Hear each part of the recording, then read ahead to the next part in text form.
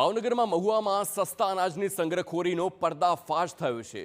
Umaniyavadar petrol pump પાસે સરકારી અનાજનું ગોડાઉન ઝડપાયું। અનાજનો મોટો પ્રમાણમાં સંગ્રહ કરવામાં આવ્યો હોવાનું સામે આવ્યું। મહુવાના મામલતદાર અને તેમની ટીમે દરોડા પાડીને કાર્યવાહી કરી છે। રેડ દરમિયાન 20,99,000ના મુદ્દામાલ સાથે ગોડાઉન સીલ કરવામાં આવ્યું। મહત્વનું છે કે જાગૃત નાગરિક દ્વારા ગેરકાયદેસર અનાજ સંગ્રહના ગોડાઉન બાબતે પોલીસ કંટ્રોલ રૂમમાં જાણ કર્યા બાદ મહુવાના મામલતદાર દ્વારા દરોડા પાડવામાં આવ્યા કે જેમાં કાર્યવાહીમાં 32,000થી વધારે કિલો ઘઉં, 8,000થી વધારે કિલો ચોખા, 800 કિલોથી વધારે બાજરી, 850 કિલો ચણા, 150 કિલો તુવેર દાળનો જથ્થો પકડવામાં આવ્યો। ત્યારે હાલ તમામ મુદ્દામાલ જપ્ત કરીને ગોડાઉનને સીલ મારવામાં આવ્યું છે।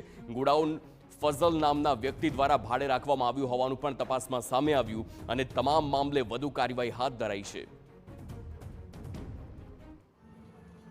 843 કિલો ચણા, 850 કિલો તુવેર દાળ 1350 કિલો તેમજ એક કેરી વાહન, એક બોલેરો અને એક રિક્ષા, આ તમામ જથ્થો મળી આવેલો હતો। જે અંગેના તેઓશ્રી દ્વારા જરૂરી બિલ પણ રજૂ કરેલ છે।